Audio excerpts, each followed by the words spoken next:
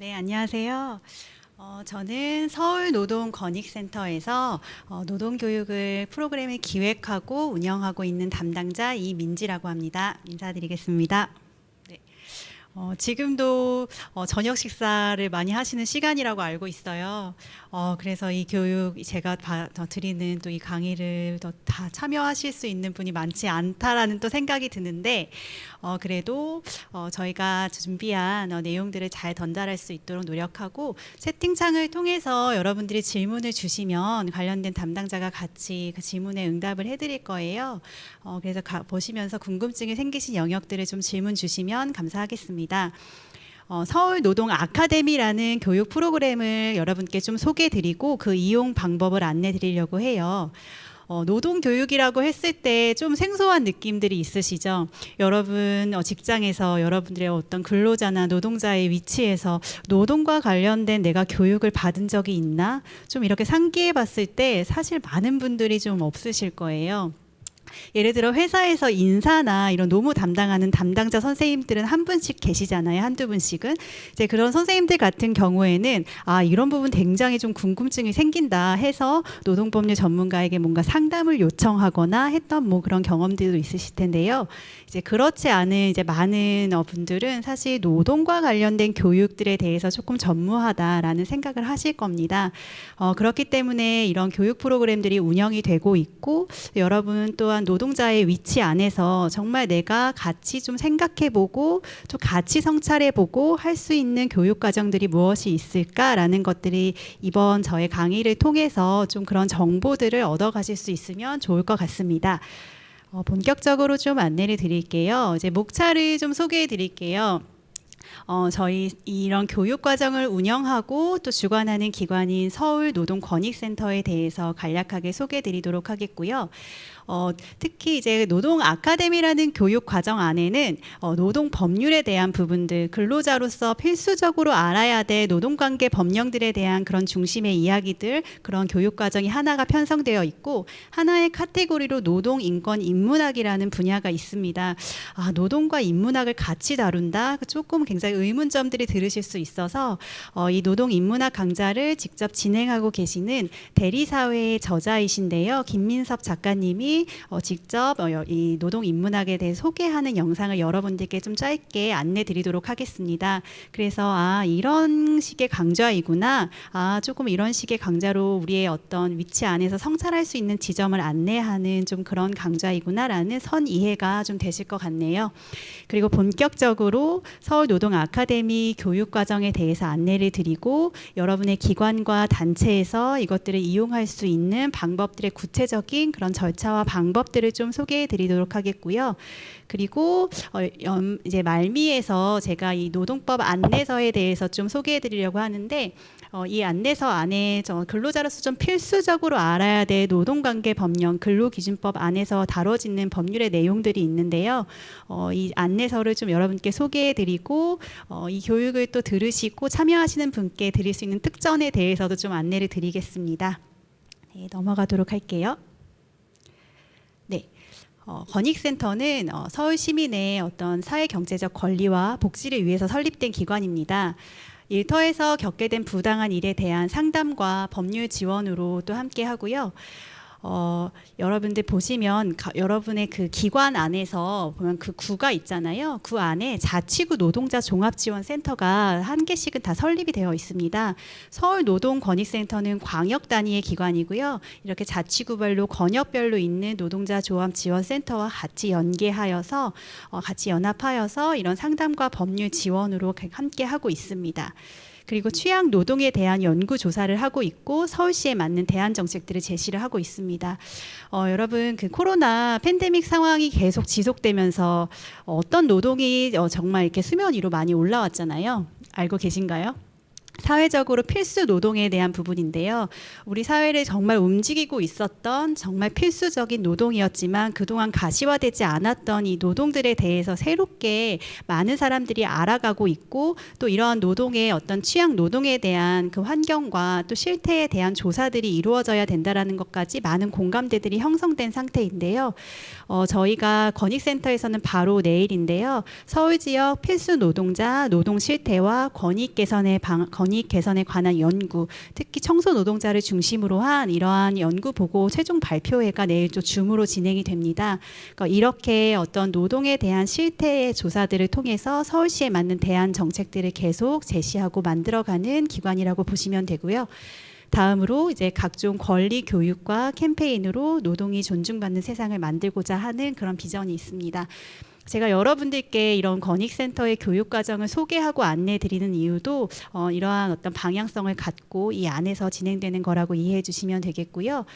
각 어떤 교육의 특정 대상이나 또 어떤 교육 분야별로, 그러니까 노동의 분야별로 이런 교육 과정들을 개발하고 만들어가는 그러한 단계입니다. 그리고 여러 네트워크들을 형성하면서 노동복지 향상에 기여하고자 하는 그런 비전을 가진 기관이라고 보시면 되겠습니다. 네, 다음입니다. 아까 말씀드렸던 노동 인문학에 대해서 이제 간략하게 소개해 주시는 영상인데요. 김민섭 작가분이 직접 이분이 노동 인문학 주제 안에 노동의 기록을 통한 삶의 성찰, 느슨한 연대의 힘, 이런 강의들을 진행하고 계시는데요. 함께 이 소개 영상을 보면서 이 강의에 어떤 이해가 있으셨으면 좋겠습니다. 저마다에게 그런 노동의 공간은 소중합니다. 그런데 그러한 공간에서 많은 사람들이 쉽게 잊게 되는 어떤 행동이 있는 것 같아요. 저는 그게 자기 자신과 자기 주변에 물음표를 던지는 일이라고 생각합니다. 안녕하세요. 저는 김민섭이라고 합니다. 저는 글을 쓰고 책을 만드는 일을 하면서 살아가고 있습니다. 저는 5년 전까지는 대학에서 학생들을 가르치고 논문을 쓰는 그런 일을 했습니다. 그러는 동안 저는 제가 무척 행복하다라고 믿었던 것 같아요.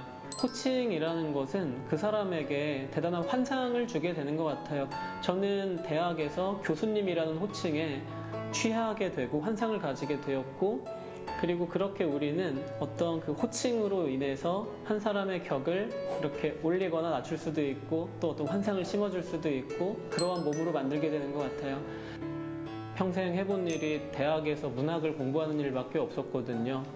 만약에 여러분이 32살의 김민섭 씨라면 어디에서 어떤 일을 할 수 있을까요? 좀 힘들어서 이제 잠깐 쉬고 있는데 옆에 구인 공고가 하나 보이더라고요. 거기에 뭐라고 써 있었냐면 한 달에 50만 원 이상 보장, 4대 보험 보장.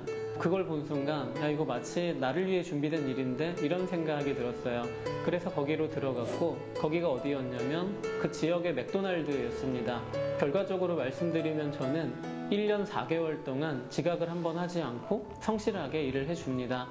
그렇게 했을 때 맥도날드에서 우리 가족의 건강보험을 보장을 해줬거든요. 그리고 정확히 한 달 만에 대학에서 나오게 됩니다. 연구실로 가서 그동안 공부하던 책들을 다 박스에 담습니다. 한 7박스 정도 나오더라고요. 그게 전부였어요. 제가 더 이상 해야 될 일이 없었는데 그 이후에 이제 맥도날드도 그만두기로 합니다. 그래서 점장님에게 사람을 좀 새롭게 구해달라 이렇게 얘기했더니 시급을 더 올려줄 테니 계속 일을 해달라. 제가 그때 맥도날드에서 되게 중요한 사람이 되어 있더라고요. 그래서 제가 10년 넘게 일한 대학과 1년 4개월을 일한 맥도날드 둘 중에 마지막까지 저를 더 노동자이자 사람으로 더 대해준 것은 맥도날드였던 것 같아요. 저는 모든 지식이라는 게 대학에서만 만들어진다라는 확신이 있었어요. 그러니까 강의실과 연구실은 대학에만 있고 지도교수도 대학에서만 만날 수 있다. 그런데 오히려 대학 바깥에서 또 새로운 노동을 하고 또 새롭게 일상을 버텨나가는 동안 오히려 이전보다 제가 좀 더 나은 사람이 되어가고 있다라는 그런 생각이 들게 됐어요. 그래서 그때 생각하게 됐습니다. 강의실과 연구실은 대학 바깥에도 더 크게 마련되어 있고 내가 마음먹기에 따라 누구든지 나의 지도교수가 될 수 있겠구나. 제가 대학에서 나왔을 때를 떠올립니다. 저는 그때 무척 외롭고 막막했는데 그런 저에게 손을 내밀어 준 분들이 무척 많이 있었어요. 많은 분들이 저를 도와주고 싶어 했고, 그래도 그러한 분들 덕분에 대리사회란 책이 나오게 됐거든요. 그래서 그 책이 나오고 그분들을 찾아뵙고 인사를 드립니다. 덕분에 책이 나오게 됐다. 감사하다. 그런데 왜 저를 도와주셨는지 전 잘 모르겠다. 근데 그분들의 대답이 다 똑같았거든요. 그냥 당신이 잘 되면 좋겠다고 생각했어요. 다른 사람들도 그랬을 겁니다. 저는 그냥 저의 이야기를 기록한 건데, 누군가는 자기 이야기라고 하고 또 누군가는 우리들의 이야기라고 하고, 글이라는 걸로 이렇게 노동의 기록이 이렇게 누군가와 연결될 수 있다는 게 그때 좀 무척 신기했던 것 같아요.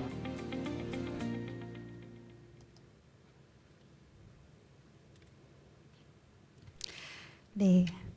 여러분, 노동의 기록이 누군가에게 연결이 되면서 이런 노동의 현장에서 느낀 기록들을 통해서 많은 사람에게 굉장히 좋은 성찰의 지점들을 같이 나눌 수 있는 이런 또 강사가 되셨는데요.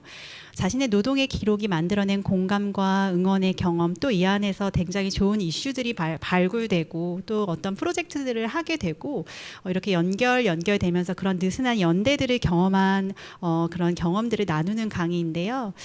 노동자로서 노동의 현장에서 또 나의 위치에서 한 가지 물음을 또 던져보고, 난 좀 어떤 식으로 나의 좀 노동 현장에서의 생각들을 확장해 갈 수 있을까? 어떤 주제로 좀 더 생각해 볼 수 있을까? 좀 이런 부분들에 대해서 좀 의견을, 인식을 제공하는 그런 강의가 된 것 같습니다.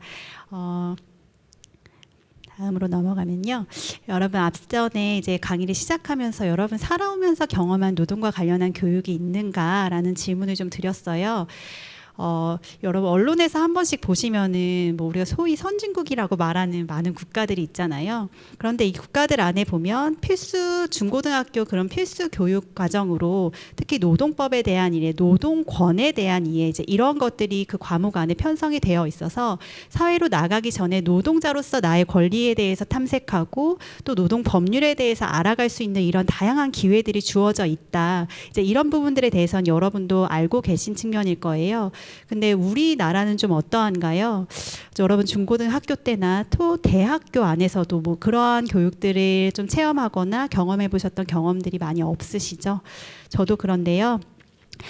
이러한 문제의식들을 바탕으로 특히 일하는 노동자들이 필수적으로 좀 알아야 할 부분들에 대한 교육들이 필요하다. 이러한 목적의식을 갖고 편성된 교육과정입니다. 서울노동아카데미 찾아가는 교육은 말 그대로 찾아가요. 여러분들의 기관 단체에서 이제 10명 정도 같이 모이셔서 교육을 신청하면 여러분들이 원하는 그 주제, 그 장소로 그 날짜에 맞춰서 노동 전문 강사가 찾아갑니다.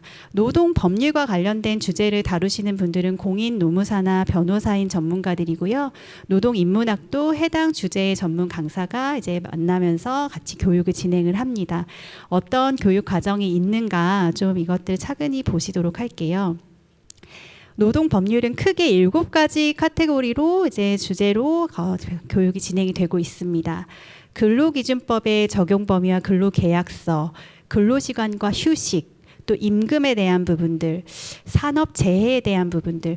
여러분 요즘에 좀 언론에 많이 나오고 있는 좀 사건 사고들이 좀 있잖아요. 이제 특성화고 학생이 현장 실습에 나갔다가 정말 당하지 않아야 될 재해를 겪고 심지어 목숨까지 잃는 이러한 일련의 사건들이 있었습니다. 이거는 이전부터도 사실 굉장히 많이 있었던 사건들이고 최근까지도 이런 재래식 어떤 산재들이 계속되고 있는데요. 이런 산업재해에 대한 부분들도 같이 돌아볼 수 있고 있는 강의로 또 편성이 되어 있습니다. 근로관계의 종료, 직장 내 성희롱과 괴롭힘. 직장 내 괴롭힘법은 여러분 언제 들어온지 아시나요? 노동법률 안에 2019년에 들어왔거든요. 대학병원에서 특히 이제 간호사분들의 그 영혼이 정말 탈 때까지 괴롭힌다라는 그런 태움 문화, 정말 안 좋은 그런 문화들이 사회적으로 굉장히 이슈화되고 촉발되면서 각 노동 분야별로 이렇게 직장 내 괴롭힘에 대한 문제 의식들이 불거지기 시작했습니다. 이제 그러면서 노동관계 법령 안에도 이 부분에 대해서 같이 이 법령이 들어와서 이것들을 판단하고 또 이것들을 또 대응하면서 어떤 절차를 통해서 대응할 수 있는지 이런 부분들이 또 소개하는 그런 법령들이 들어왔죠. 근로기준법 적용 범위와 근로계약서 요 주제에 해당하는 것들에 대해서 좀 논의하기에 앞서서 여러분들께 한 가지 좀 질문을 드려보고 싶어요. 여러분 근로계약서 작성하시고 잘 갖고 계신가요? 근로계약서 같은 경우에는 이것이 갖는 법적인 의미와 또 효력들을 아는 게 굉장히 중요한데요. 제가 지난주에 10월 21일 날 여성신문 안에 올라온 기사를 하나 봤습니다. 여러분 그 패션 스타일리스트 어시스턴트라고 하죠. 패션 어시 노동자라고 하는데요. 주로 2030 청년층이 이 노동 분야에 대거 다 포진이 되어 있습니다. 그런데 놀라운 것은 이 노동자의 90%가 근로계약서를 작성하지 않고 일을 하고 있고 또 이 안에서 45% 즉 반 정도의 노동자들이 임금 체불을 경험하고 있다고 합니다. 임금 체불이란 것은 말 그대로 노동력을 다 제공했지만 노동의 대가 임금을 받지 못하는 거죠. 그런데 우리 법 안에서는 사실 이렇게 임금이 체불됐을 때 이것들 보전할 수 있는 방법을 제도적으로 보장을 하고 있습니다. 많이 아시고 있으신 분들도 있을 텐데요. 이게 소액 체당금 제도라는 건데요. 그런데 기사에서 이제 어떤 부분이 이슈가 됐냐면 많은 사람들이 근로계약서를 작성이 되지 않아서 이거 소액세단금을 신청할 수 있는 그런 자격 조건 자체가 안 되는 케이스가 굉장히 많았다라는 겁니다. 여기서 제가 말씀드리고 싶은 거는 근로계약서라는 것이 갖는 그 의미, 그런 법적 효력, 또 이것이 우리가 또 이거를 통해서 이 안에 근로계약서 안에 담겨야 할 내용들이 무엇인지에 대해서 이런 필수적인 것들에 대해서 아는 것이 굉장히 중요한데 1차적으로는 사용자가 자신의 의무와 책임을 다하지 않은 근본적인 어떤 잘못된 점들이 있지만 일하는 근로자들도 정말 자신의 권익과 권리를 지켜가기 위해서 필수적으로 알아야 될 기본적인 사안들이 있다라는 것이죠. 네, 우리는 이런 부분들에 대해서 사실 많은 교육을 받아본 경험이 많이 없으실 거예요. 그렇기 때문에 노동법률 안에서 해당 주제별로 굉장히 효율적이고 좀 더 실용적인 그런 교육으로 안내를 좀 드리고 있습니다. 네, 말씀드렸던 대로 근로계약서에 대한 부분이고요. 그래서 근로계약서가 왜 작성되어야 하는지 어떤 그런 의미에 대한 설명들, 근로계약서 안에 나의 고용 형태별로 조금씩 다르게 구성되는 항목들이 또 분명히 있거든요. 그래서 그런 구성 항목들, 작성 방법에 대한 예시들, 이제 이런 부분들을 강의로서 만나보실 수 있습니다. 이 강의를 듣는 많은 분들, 어떤 분들이 신청을 하나 제가 이렇게 좀 살펴보니까요. 이제 사회에 나가기 전에 사회 초년생 분들 있잖아요. 그래서 정말 근로기준법 전반에 대한 내용들을 이해하면서 근로계약서 작성까지 시뮬레이션 해보는 이런 사회초년생 분들이 이 교육을 신청하시기도 하고요. 또 이런 근로기준법 전반의 중요성들을 좀 알기 원하는 기관이나 단체에서 이 교육을 듣고 또 이 교육을 통해서 갖게 되는 궁금증 등을 강사와 같이 소통하면서 질문하고 알게 되는 이러한 또 강의의 형식입니다. 근로시간과 휴식에 대한 부분들도 있고요. 여러분 그 연차 유급휴가 같은 것들 미사용했을 때 수당이 지급되고 있죠. 근데 어떤 기준에 의해서 되는가? 회사에서는 연차 사용을 촉진하는 제도를 통해서 촉진하면서 사용하십시오라는 안내들을 하고 있는데 이게 어떠한 기준에 의해서 이렇게 진행되고 있고 이게 갖는 어떤 효력들은 무엇인가? 이런 다양한 부분들이 있거든요. 그리고 연장이나 야간 휴일 근로와 같은 부분들에서 여러분들이 조금 아리송하게 궁금하고 알고 싶어하는 부분들 그런 지점들이 있으시죠. 그리고 모성보호 제도와 관련된 부분들도 노동법률 안에서 다루어지는 부분들입니다. 실질적으로 도움받을 수 있는 기관 그리고 나의 권익을 또 보장받고 또 보전받을 수 있는 그런 절차 그런 기관에 대한 소개들이 직접적으로 이곳에서 이루어지고요. 여러분들 그 기관과 단체의 상황에 맞게 굉장히 궁금한 노동법률 전반에 대한 부분들이 있으실 거예요.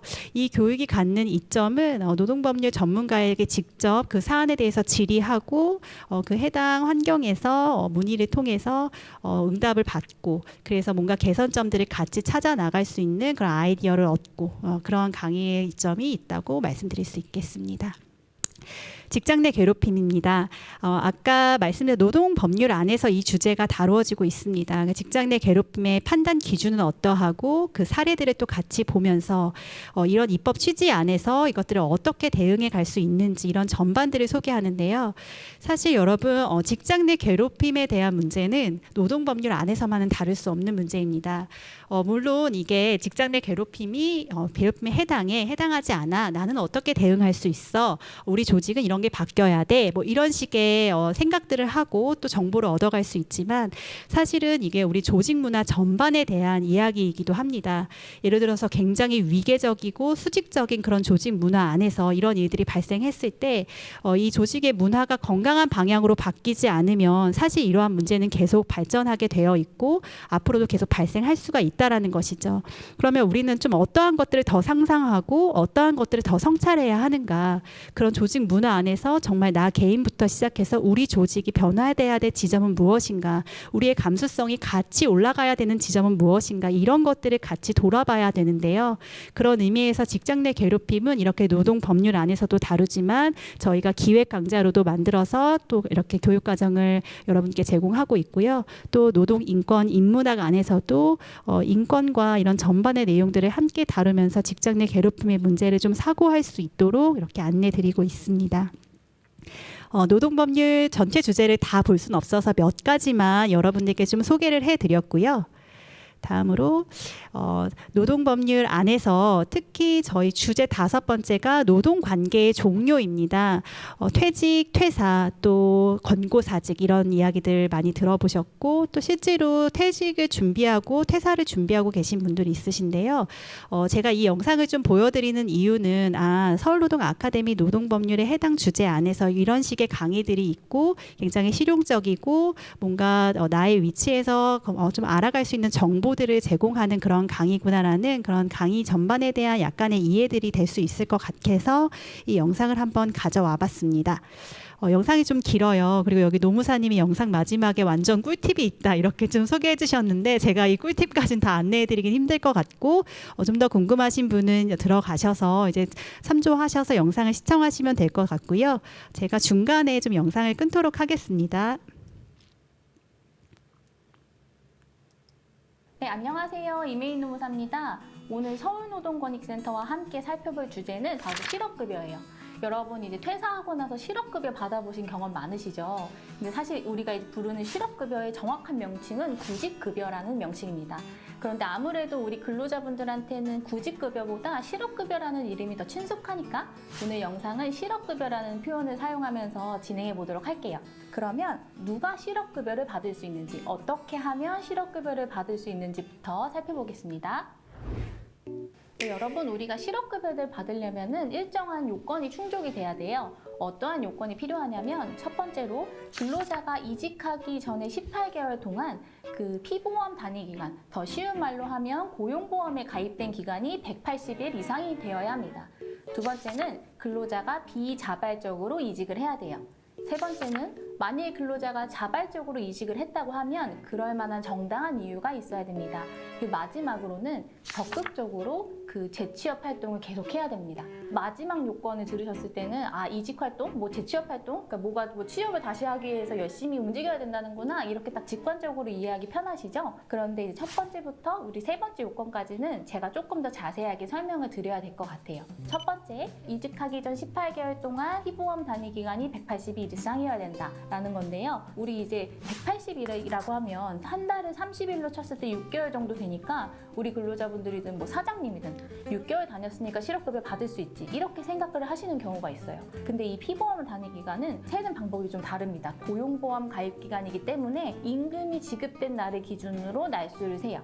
조금 더 쉽게 설명드릴게요. 이 사람이 한 주에 임금을 어떻게 받죠? 자기가 일하는 5일에 대한 임금을 받고 거기에 주휴일까지 포함해서 6일의 임금을 받죠. 그러니까 이 사람이 일주일 일하더라도 임금을 받는 날은 6일밖에 안 되는 거예요. 그래서 만약에 여러분이 6개월을 근무했다라고 했을 때 피보험 단위 기간이 180일보다 모자랄 수가 있어요. 보통의 주 5일 근무하는 근로자인 경우에는 적어도 7개월 반에서 8개월 이상 근무해야지 안정적으로 180일의 기간을 채울 수가 있거든요. 그래서 여러분이 실업급여를 신청하시기 전에 나 6개월 일했어, 실업급여 받을 수 있어 이렇게가 아니고 나의 근무일과 내가 유급휴일이 언젠지를 잘 따지셔서 고용보험 가입기간이 채워진 날을 가늠을 해보셔야 됩니다.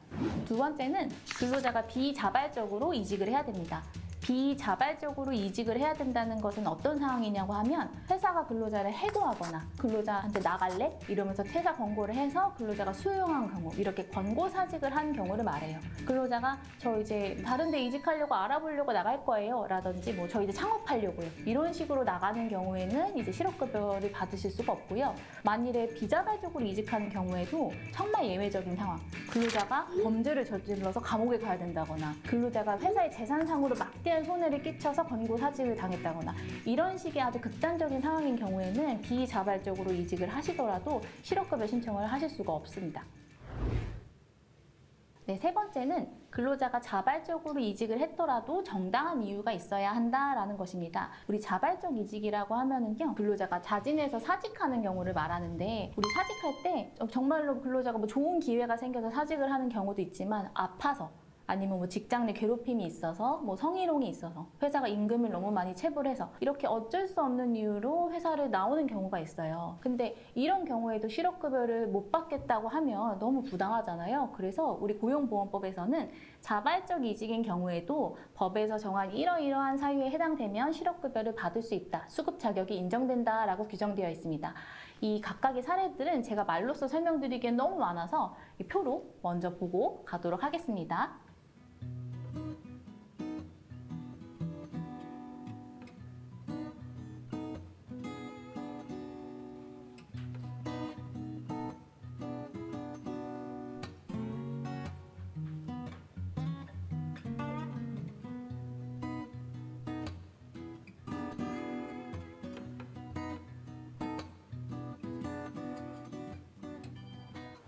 자, 여러분, 이렇게 자발적 이직을 했다고 하더라도 실업급여 받을 수 있는 경우가 엄청 많죠. 회사에서 어쩔 수 없는 사유로 자발적 이직을 하셨더라도 실업급여를 여러분이 신청을 하실 수가 있으니까 꼭 가까운 고용센터를 방문하셔서 실업급여를 받으실 수 있는지 그 수급 자격 여부를 꼭 확인을 받아보셨으면 좋겠습니다. 네, 여러분, 이렇게 실업급여를 받으실 수 있는 요건 하나하나에 대해 설명해 드렸는데요. 다시 한번 정리를 해볼까요? 우리 실업급여를 받기 위해서는 이직하기 이전 18개월 동안에 고용보험에 가입한 기간이 180일이 넘어야 된다. 이 180일이 반드시 6개월은 아닐 수 있다. 그리고 근로자가 비자발적으로 이직을 해야 된다.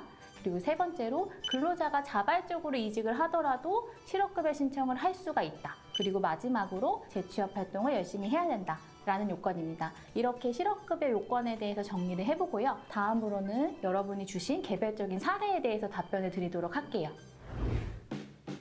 저는 회사가 권고사직해서 퇴사했는데 회사에서 퇴사 사유를 개인 사정으로 신고하였습니다. 이러한 경우에는 실업급여를 받을 수 없나요? 라는 질문인데요. 여러분, 회사가 이런 경우 있죠? 근로자 A야, 실업급여 받게 해줄게. 권고사직 하는 게 어때? 라고 해서 근로자 잘 설득해서 아름답게 이별을 했음에도 불구하고 나중에 근로자가 고용센터 가서 실업급여 신청하려고 보면 선생님, 근데 회사를 개인 사정으로 퇴사하셨나요? 이렇게 확인이 되는 경우가 있어요. 이런 경우에 근로자분들이 그 사업주에 대한 엄청난 배신감에 휩싸이는 게 먼저고, 그 다음에 이제 당황을 하세요. 아, 실업급여를 못 받겠구나, 이렇게 당황을 하시게 되는데, 그렇게 당황하지 마시고요. 제가 알려드린 방법대로 진행을 하시면 돼요. 질문의 경우와 같은 경험을 겪으신 분들은 근로복지공단에 피보험 자격 확인 청구라는 것을 하시면 됩니다. 피보험 자격 확인 청구. 말도 되게 어렵고 용어도 어려워요. 근데 이게 어떤 제도냐 하면은요, 근로자에 대한 정보가 근로복지공단에 신고된 것과 실제가 다르니 공단에서 확인해 주세요 라는 거를 근로자가 청구하는 제도입니다. 그래서 이거를 우리 사례에 적용해 봤을 때 우리 근로자가 실제로는 권고사직을 당한 건데 회사에서는 개인 사유로 퇴사한 것처럼 처리를 해놨죠. 이게 이렇게 실제랑 신고된 것이 다르니 공단에서 조사해서 고쳐주세요 라는 겁니다. 이렇게 피보험 자격 확인 청구를 근로자가 하게 되면 공단이 사업주를 통해서 실태조사를 하게 되고요. 실태조사를 한 결과 아, 이 사람이 권고사직한 게 맞네 라고 하면 직권으로 그 사유를 정정을 해줍니다. 그렇게 되면 여러분도 수급 자격 신청을 다시 받아보실 수 있게 되겠죠. 그리고 피보험 자격 확인 청구는요, 이 질문의 경우뿐만이 아니고 이런 경우에도 이용하실 수 있어요. 근로자가 사대보험에 고용보험에 가입된 줄 알았는데 나중에 실업급여 신청하려고 고용센터에 가보니까 선생님 고용보험에 가입된 적이 없으세요 라고 하는 거예요. 이런 상황에도 피보험 자격 확인 청구를 이용하실 수 있습니다. 마찬가지로 조사를 해서 이 사람은 고용보험에 가입돼야 될 사람인데 가입되지 않았네 라는 게 확인되면은요, 여러분의 입사일로 소급해서 고용보험에 가입한 것처럼 만들어줘요. 그렇게 되면은 피보험 자격 확인 청구를 한 날로부터 3년간 기간에 있는 그 실업급여에 대해서는 여러분이 신청을 해서 받으실 수가 있습니다. 다만 이 경우에는 가입되지 않았던 고용보험을 소급해서 가입하는 것이 네, 여러분. 네, 다 보지 못하고 제가 중간에 끊었습니다. 너무 좀 더 긴 영상이어가지고요. 실업급여에 대해서 노동관계가 종료되었을 때 우리가 맞닥뜨릴 수 있는 어떠한 사안들에 대해서 일목요연하게 정리를 해주셨죠. 이러한 관련된 교육도 조금 더 실용적이고 효율적인 방식으로 여러분들이 이해할 수 있도록 하는 노동법률 관련된 교육들이 이루어지고 있습니다. 찾아가는 교육을 신청하셨을 때는 직접적으로 여러분 기관에 관련된 또 여러분 개개인에 관련된 궁금증들을 같이 노무사분과 소통하면서 질의응답할 수 있는 기회들이 있다라는 것도 안내드리고 싶고요. 다음에 주제도 있는데 또 가정방문 노동자와 관련해서 직장 내 괴롭힘과 성희롱의 문제들 또 분야별로 조금 더 궁금하신 사안들이 있으실 거예요. 그래서 저희 권익센터 유튜브 페이지에 참조하셔서 좀 들으실 수 있으면 좋겠습니다.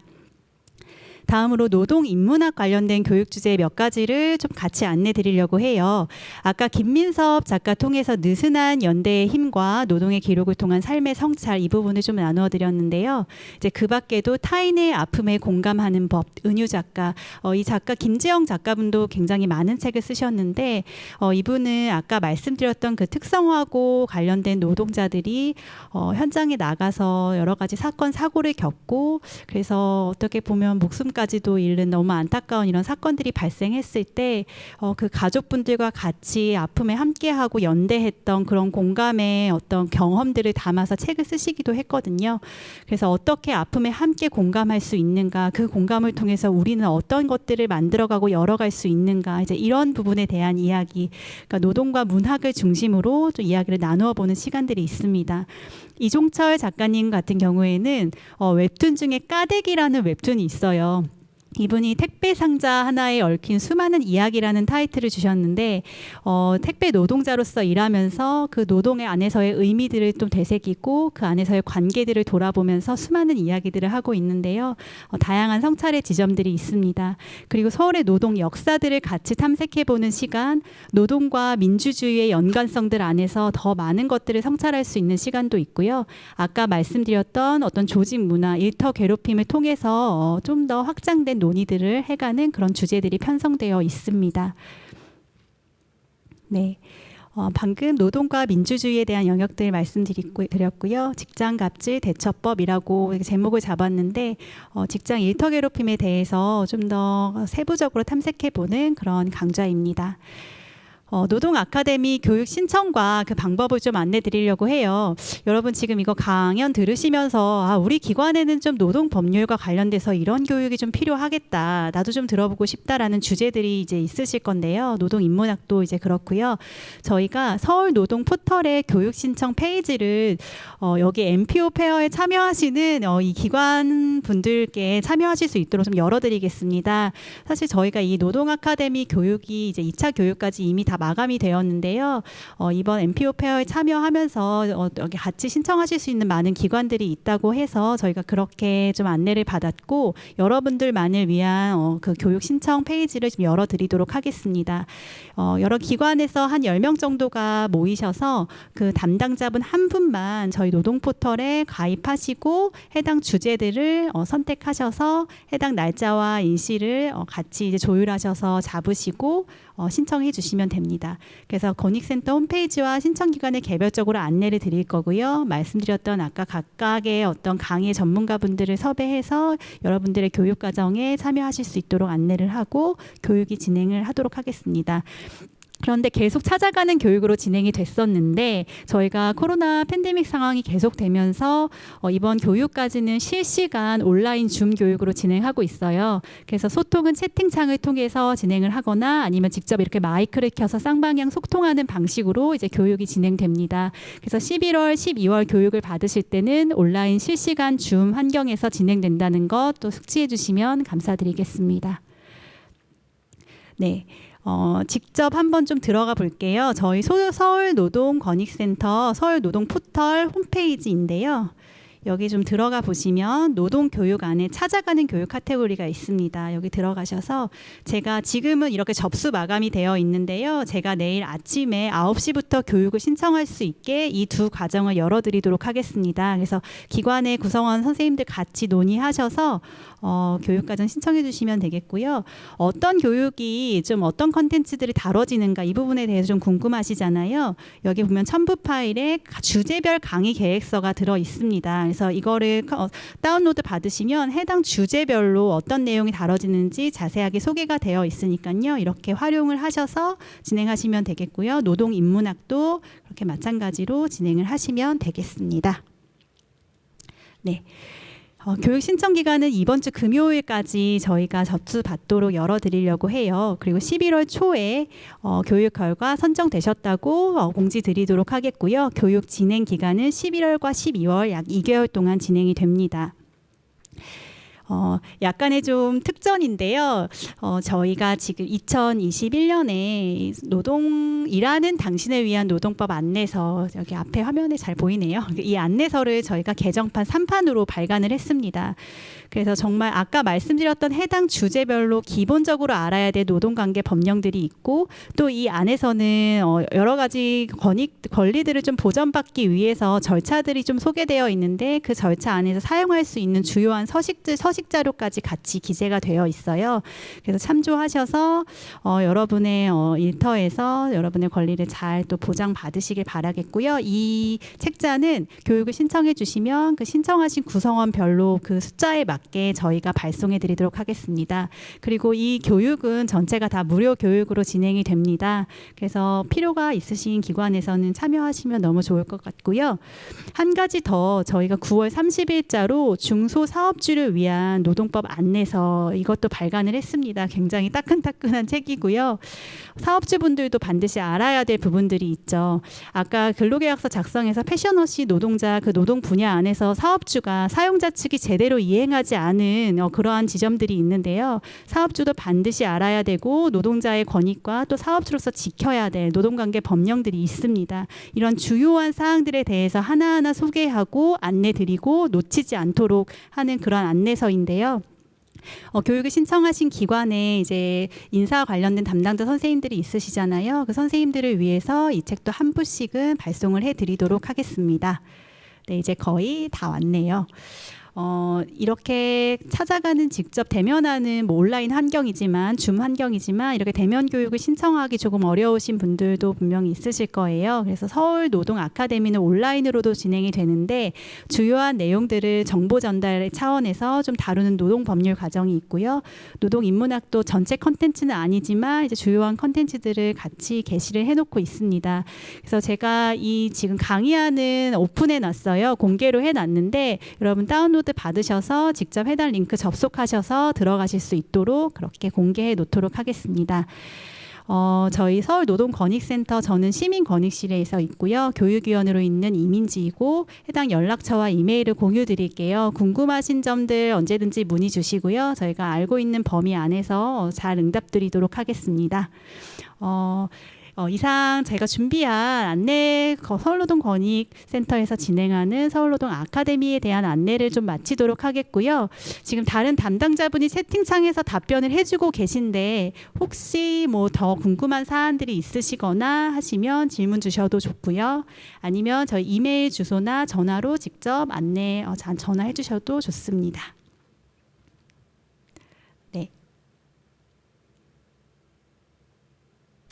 네, 그러면 제가 준비한 강연을 여기까지 마치도록 하겠습니다. 감사합니다.